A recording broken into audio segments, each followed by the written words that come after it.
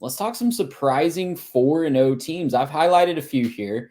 I've got 6 teams that have started 4-0 that I don't think even the most optimistic people in their respective fan bases probably thought they'd be 4-0 at this point. Maybe I'm wrong. Maybe you can write in and tell me you're a fan of these teams and you had it all right all along. But Illinois, Indiana, Washington State, Pitt, Duke, and BYU, all 4-0, Garrett.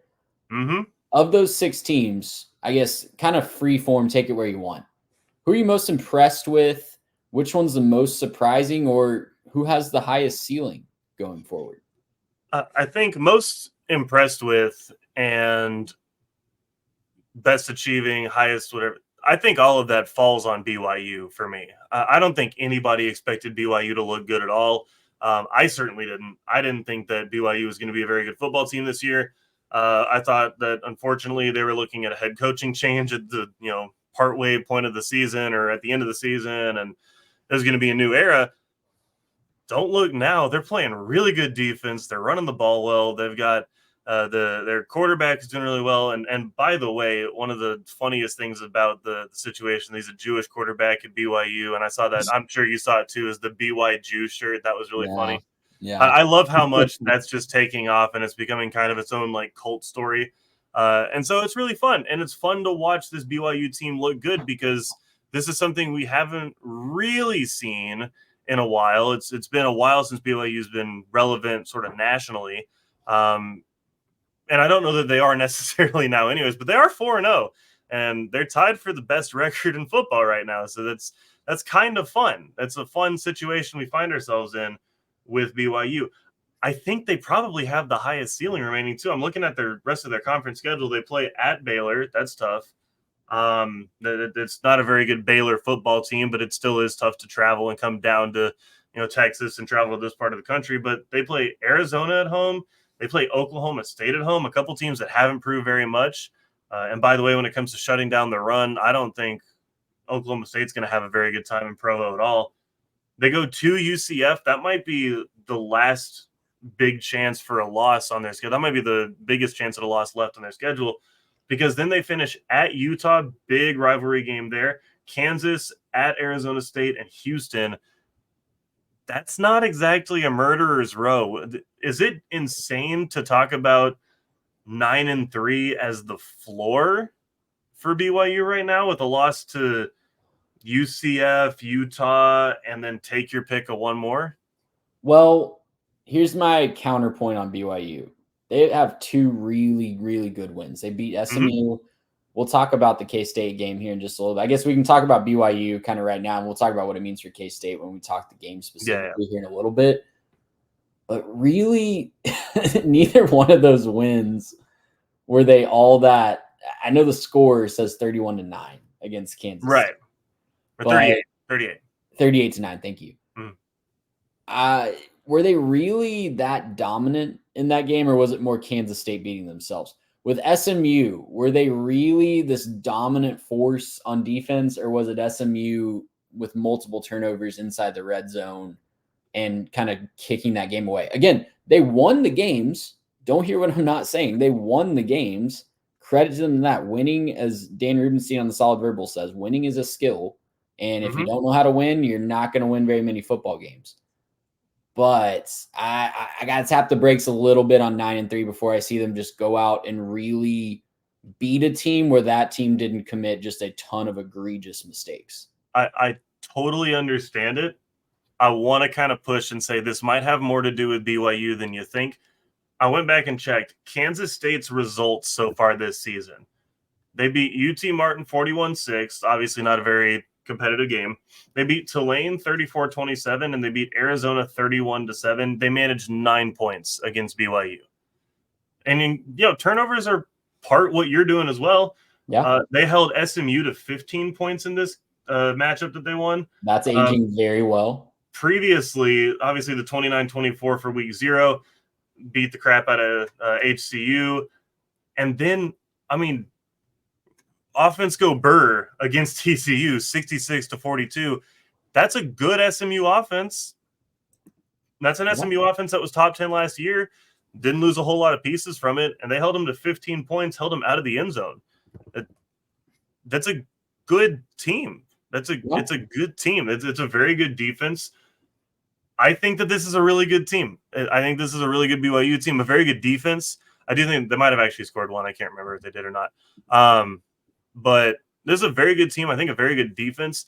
And I think that's where it has to start. They run the ball really well.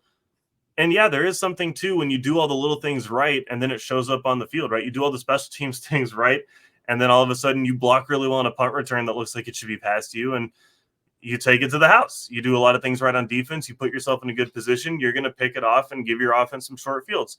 And by the way, their offense converted. That's still red zone efficiency. Like short fields are short fields, but you still convert those into touchdowns. And you have to give them a lot of credit for that. I think it's a lot better team than we're giving them credit for. I think they're top half of the Big 12 minimum. The Big 12 has not necessarily been very impressive so far. And I think they're top half of the Big 12 at a minimum. I think that they could really make a run here down the stretch. Anything can happen. Maybe they've put too much on film and they've kind of, put it all out there a little too early to get some big wins off the bat, and everything's on film now and everyone's going to know how to stop them at this point. Maybe that's true. But at this point, I really like where BYU is and where they stand. Do you have the line pulled up for the Baylor game this week? I do not. Okay, I'll look that up in a second. But I want to say Baylor might have been favored for some reason. They might be. But let me just keep it on the top 25 tab now that BYU. Yeah, they are ranked. Yeah. Baylor minus 3.5 in that game. So I think it opened around 4.5 or 5. So I was really surprised by that when the lines came out yesterday. But yeah. I mean, yeah, I'm with you. I think the ceiling could be closer to 9-3. For me to say the floor is 9-3, got to see him beat a team without that team making a ton of mistakes before I'm really in on that. Let me tell you about Indiana and Illinois, though. Y'all have heard me talk about Indiana all offseason. I've been trying to toot the hype train a little bit for the Hoosiers. You're preaching that Indiana gospel.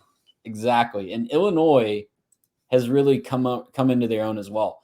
We were not impressed with Luke Altmaier early, but he's really turned things around, slinging it all over the yard. He's got a fun receiver duo in Pat Bryant and Zachary Franklin. They're both really, really hard to cover. And Indiana, man, Curtis Rourke, talking about slinging it all over the yard. He's got like 5 or 6 receivers that he likes to spread the ball out to. And their running game is really, really fun as well. Justice Ellison averaging 7.6 yards per carry through 4 games. That's good. I don't care who you're playing. That's good. I know Indiana hasn't played the toughest schedule yet. Illinois definitely more battle-tested with wins over Kansas and Nebraska. But both of these teams, man, a lot of fun, putting up a lot of points, getting more offensive than they have been in really recent past. Illinois has a huge test this weekend at Penn State. I think the air might come out just a little bit when they go to Happy Valley this weekend, but could be an interesting game. I've underestimated them before, and they've proven me wrong. They have some tough matchups with Michigan and Oregon down the stretch too, but after that Oregon game, might have a nice little close to the season with 4 straight winnable games. Indiana has a little bit more of a runway to keep getting better, keep improving. They have Maryland this weekend. I know you love your Terps, Garrett, but last I checked, Indiana was about a touchdown favorite. And they probably should be. In this game at home, Maryland has not looked their best so far this year. Not as good as advertised in the offseason. Then they're at Northwestern, at home against Nebraska. Play on the lake, yeah.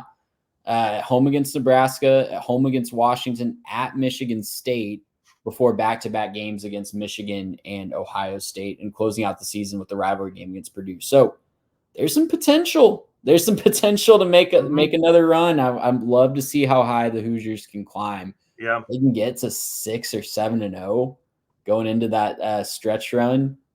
Look out, man. That could be really, really exciting.